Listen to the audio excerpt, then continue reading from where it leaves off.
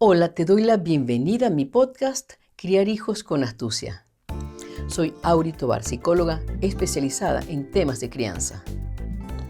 Durante la próxima media hora compartiré contigo tópicos clave y herramientas prácticas que facilitarán tu experiencia de criar a los hijos para que crezcan autónomos, independientes, responsables y con alegría de vivir. Empecemos.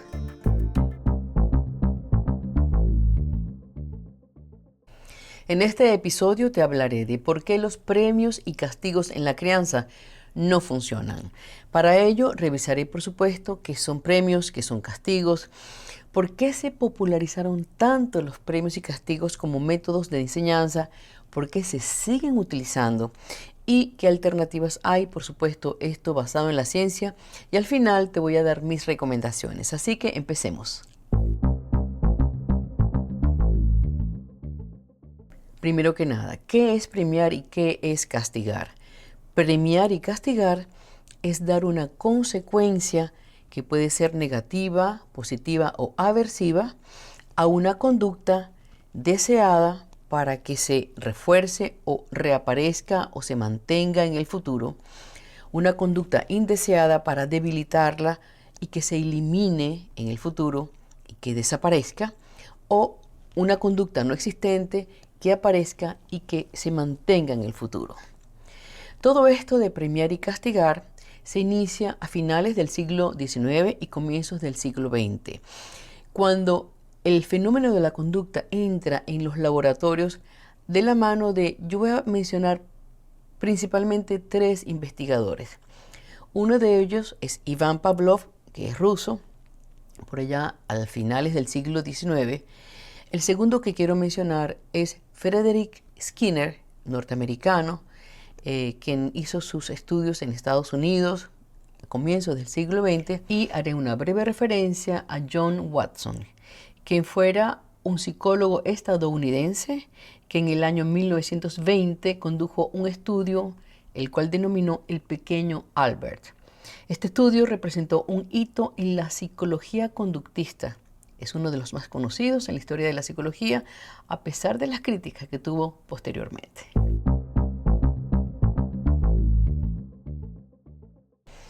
Me pareció interesante empezar por presentarte estos estudiosos de la conducta, porque si bien desde que el ser humano puebla la Tierra han habido premios y castigos, no es sino hasta que estos experimentos se hicieron cuando se oficializa los premios y castigos como método de enseñanza. Quiero empezar por el ruso Iván Pavlov. Iván Pavlov, por allá a finales del siglo XIX, hizo unos experimentos en los que él utilizaba perros para entender el proceso de la digestión de los perros. Resulta que por casualidad uno de sus perros de laboratorio, cuando el experimentador entraba en el salón para traer la comida, él observó que su perro, o el perro en cuestión, salivaba. Entonces conectaron, hicieron la asociación de, cuando entra el experimentador con la comida, el perro saliva. Más allá de esto, comenzaron a entender que no era solamente la comida, sino podía ser la bata del experimentador o el experimentador, en fin, cuando entraba, que hacía que el perro salivara.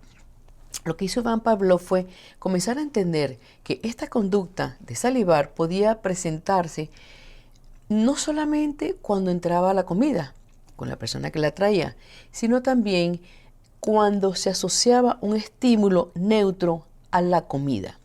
En este caso, el sonido de la preparación de la comida hacía que el perro salivara. O más adelante, en vez de presentar la comida sola, asociaban una campana con la comida, de manera que ante el sonido de la campana sin la comida, el perro salivaba.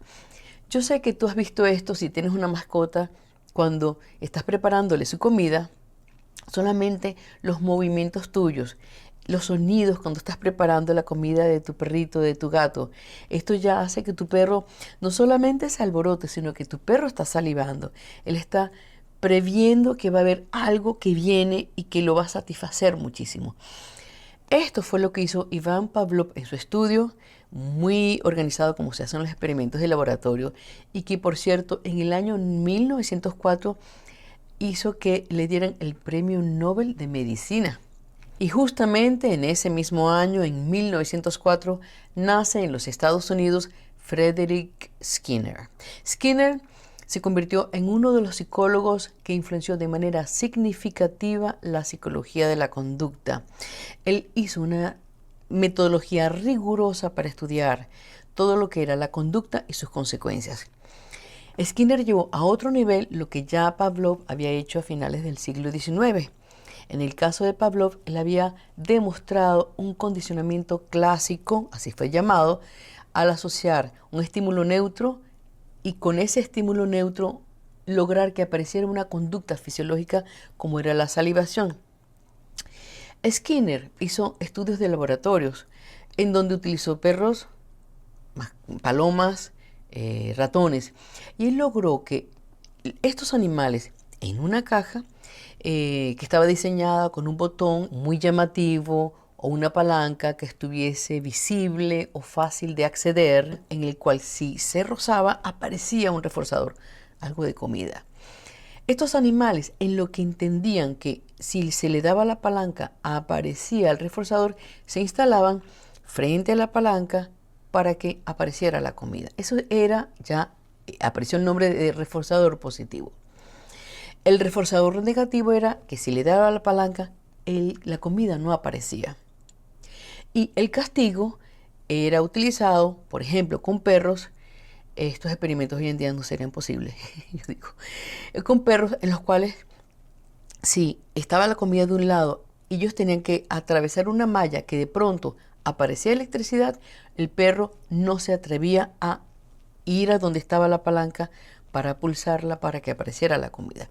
Entonces, de aquí surgió todo lo que era condicionamiento operante, el reforzador positivo, que es aquel que hacía que la conducta apareciera en el futuro, darle la palanca, el reforzador negativo, que era darle la palanca pero eliminar el refuerzo, que era la comida, o el castigo, que era ese momento aversivo en donde el animal, en este caso los perros, digamos, en vez de atravesar, sabían que había algo que era aversivo, por lo tanto la conducta de atravesar el lugar para darle la palanca desaparecía.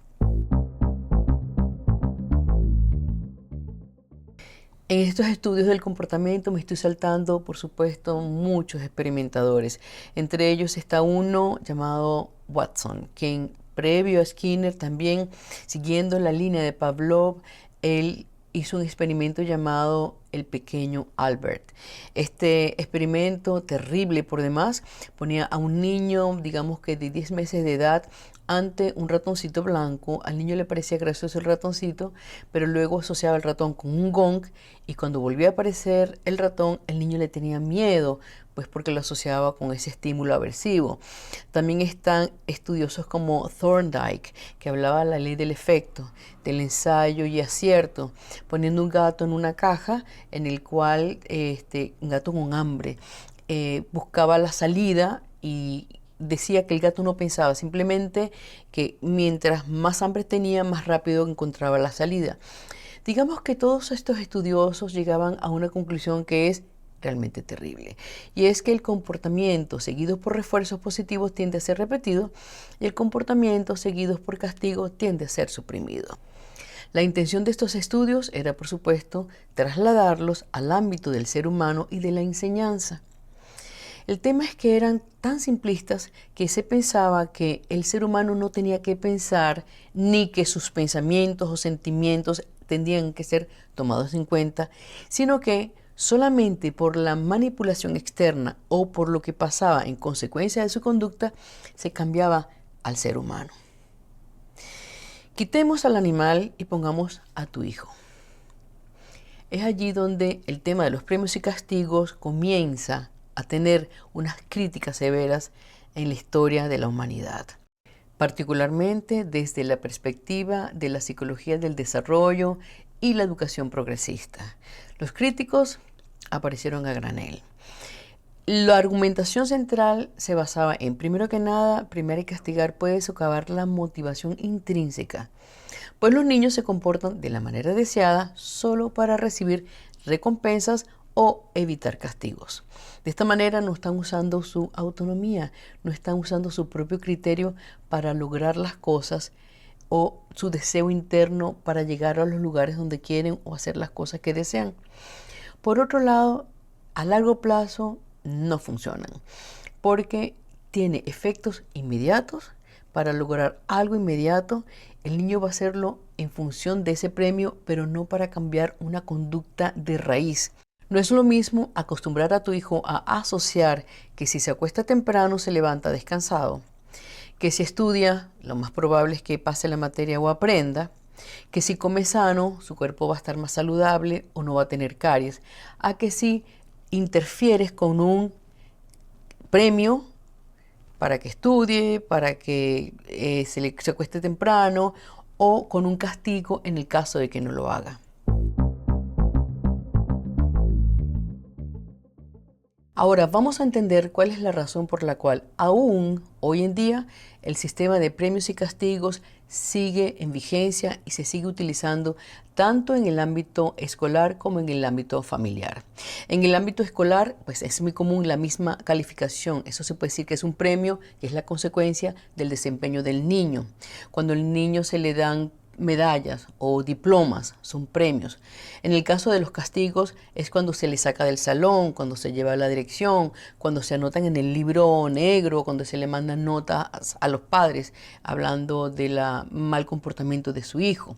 En el ámbito familiar es muy común, por ejemplo, en el caso de los premios, darle a los hijos recompensas por cosas que hizo. Lo hiciste bien, entonces te doy un chocolate, te llevo a comer hamburguesas o a algún lugar que le guste. Y en cuanto a los castigos, están las típicas estrategias de quitarle a los hijos privilegios a consecuencia de algo que hicieron que a los padres no les gusta o que consideraron incorrecto. Te quito el celular, te quito el acceso a la tablet, no vas el fin de semana donde los amiguitos. Esto, entre comillas, en el mejor de los casos, porque en el peor de los casos todavía tenemos padres que se empeñan en amenazar a los hijos y agredirlos verbal y físicamente. Todo lo cual deja en estos niños, en estas niñas, huellas indelebles por el resto de sus días. Si revisamos cuál es la razón por la cual el sistema de premios y castigos es todavía hoy en día utilizado como un método de enseñanza, tanto en el ámbito escolar como en el ámbito familiar, la respuesta no puede más que sorprendernos.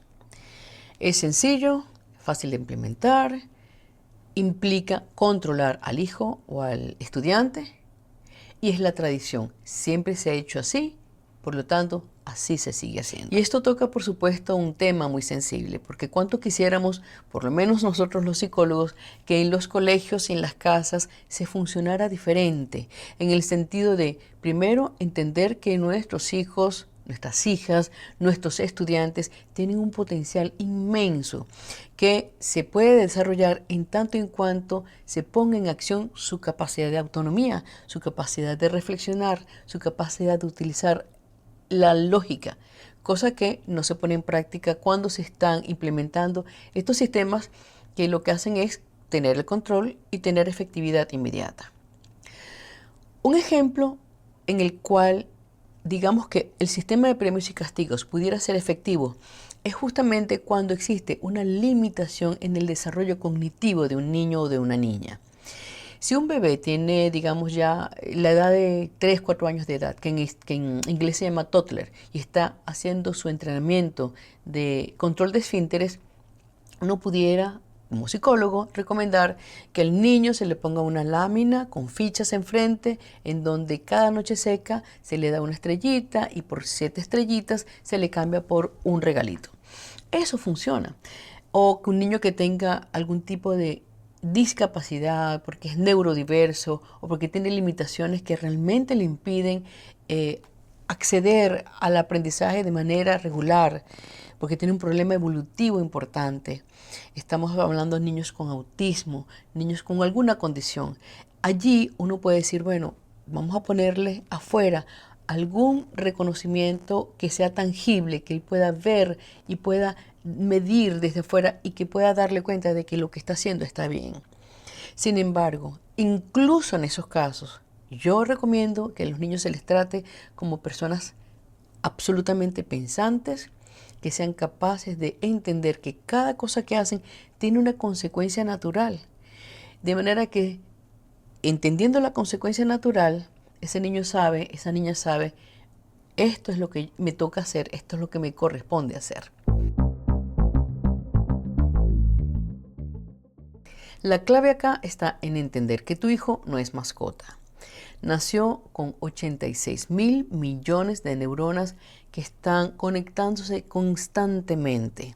De hecho, la psicología moderna ha investigado extensamente los efectos de primar y castigar la conducta en los niños y los expertos han propuesto alternativas efectivas, constructivas, que se centran en 2 puntos. Uno, no intervenir la consecuencia natural de la conducta de tu hijo con motivadores artificiales, pues esto afecta su capacidad de razonar y de conectar lo que hace con la consecuencia de lo que hace. Lo estás sobornando, lo estás manipulando. Tu hijo tiene otras capacidades, es decir, la capacidad de razonar, de pensar. Usa esas capacidades o haz que tu hijo use esas capacidades. Por otro lado, en vez de primero castigarlo, entonces se recomienda que desde la más temprana edad haz que tu hijo vea esa conexión entre lo que hace y la consecuencia de lo que hace, para que entienda las implicaciones de su conducta. Por otra parte, cuando tu hija o tu hijo está haciendo algo que no funciona, algo que no es correcto o no es deseado, es la consecuencia de un origen que hay que revisar. No está estudiando, está levantándose tarde, está comiendo mal. ¿Cuál es el origen? La recomendación es ir al origen y revisar qué está pasando. Aparta un momento en el que se evalúe qué tiene, qué necesita, qué se puede hacer diferente. Puede ser que está pasando algo en la casa, algo en el colegio. Evalúen el origen y trabajen sobre el origen. Y tú te preguntarás, pero es que yo no le puedo dar premios a mis hijos. Tus hijos tú le puedes dar todas las cosas que quieres, pero no de manera artificial como consecuencia de algo que tú quieres que haga. Incluso está la posibilidad de que le des incentivos en vez de premios. ¿Cuál es la diferencia entre un incentivo y un premio? El incentivo es algo que le das cuando hizo una conducta que fue agradable o cuando pasó algo deseado. Sacó la nota que estaban deseando o ganó la competencia, tú le puedes decir, te doy esto, este regalo. Sin embargo, si tú le ofreces eso para que lo haga, lo estás sobornando. Y es allí donde está la diferencia. Si le dices, si pasas la materia o ganas la competencia, te doy tal cosa, lo estás tratando como mascota. Es allí donde yo te digo y te recomiendo. Trata a tus hijos con las capacidades que tus hijos trajeron al nacer, de evolucionar, de crecer, de aprender y de tener poco a poco y cada vez más el control de sus propias conductas, porque entienden que quieren, que no quieren, entienden que si hacen esto pasa esto y que preferirían hacer otra cosa para lograr otra cosa. Por último, trabajan en función de planes y objetivos. Eventualmente siéntate con tus hijos. ¿Qué quieres hacer? ¿Cómo lo quieres lograr? Para que lo que él haga esté enmarcado dentro de un plan donde él pueda hacer cosas a corto plazo, mediano plazo y así sucesivamente. Quiero compartir contigo una situación que me ocurrió en consulta de la vida real y cómo la manejamos. Viene a mí la mamá de una niñita de 11 años de edad, quien de manera secreta y sin que la mamá supiera, abrió una cuenta de TikTok y en esa cuenta estaba haciendo bailes vestida de lo más sensual, con movimientos seductores, maquillada y todo. Y la mamá, por supuesto, como todo en internet se sabe, le llegó la información y la mamá quería matar a esa niña. La mamá se armó de valor, buscó orientación y llegó a mí. Yo le pregunté a esa señora, ¿qué es lo primero que se te vino a la mente? Me dijo, bueno, estaba tan furiosa que yo quería pegarle, quería castigarla.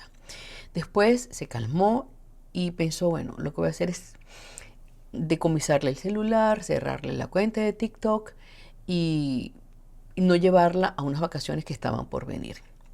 Sin embargo, la mamá pensó, tengo que primero confrontar a la niña, porque esto que estaba haciendo la niña era secreto. Se supone que la mamá no sabía nada. Cuando la mamá me dice todo esto, yo le digo, bueno, vamos a hacer un plan de intervención que incluya, primero que nada, entender qué hubiera pasado si tú hubieras hecho todos estos castigos. Y ella me dice, es decir, quitarle los privilegios, el celular, cerrarle la cuenta, ¿cambiaría a la hija? La respuesta de la mamá es, la verdad es que eso no cambiaría a su hija ni su punto de vista en cuanto a lo que estaba haciendo.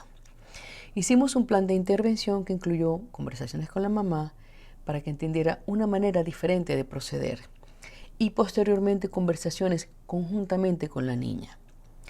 Conclusión, la niña entendió a partir de la reflexión que la mamá hizo con ella de me provocaba pegarte, quitarte el celular, quitarte las vacaciones, pero hizo que la niña reflexionara cuáles eran las implicaciones de lo que estaba haciendo. Entre otras cosas, yo le pedí a la mamá que le explicara a su hija cuáles eran sus inquietudes como adulto, como responsable, en cuanto a los peligros, los riesgos que corría esa niña haciendo todo esto. La niña, por supuesto, no había pensado en las consecuencias. Cuando la pusimos a pensar en los posibles peligros y las consecuencias de esto, luego la niña entendió que eso no era correcto, que eso no era lo que ella quería hacer. Incluso pensó en otras formas de seguir en TikTok haciendo otro tipo de videos, cosas que le encantaba, porque ella quiere ser influencer. Por cierto, en las sesiones descubrimos que la niña, entre otras cosas, estaba necesitando de la mamá y que la mamá había tenido muchas ausencias importantes en su crecimiento. Así que también eso lo corregimos porque la mamá se comprometió a pasar más tiempo de calidad con su hija.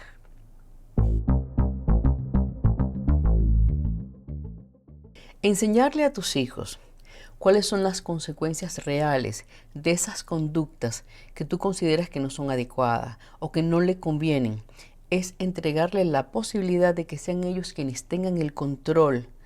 Porque cuando los premias, es decir, cuando le dices si haces esto, te doy esto, los estás manipulando, los estás sobornando. Hoy los manipulas tú, los sobornas tú y los enseñas a que el control está afuera. Hoy en ti y mañana en sus jefes, en sus parejas, en otras personas. Entienden que son manipulables y controlables. En el momento en que los castigas porque no te gusta la conducta que están haciendo, los estás haciendo sumisos y complacientes. Hoy ceden ante ti por miedo y mañana cederán ante otras personas, sus jefes, sus parejas, en fin.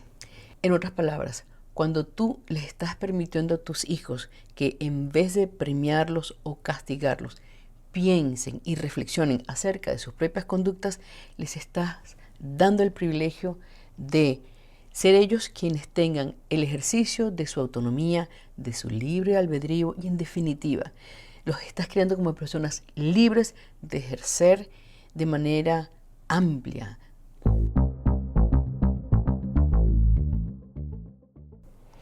Por último, ya para cerrar, una de las ventajas más poderosas de no usar con tus hijos premios o castigos es que vas a incentivar en ellos lo que se llama motivación intrínseca, es decir, que ellos van a actuar movidos por lo que desean, por lo que quieren, incluso evitando las cosas que ellos mismos saben que no quieren.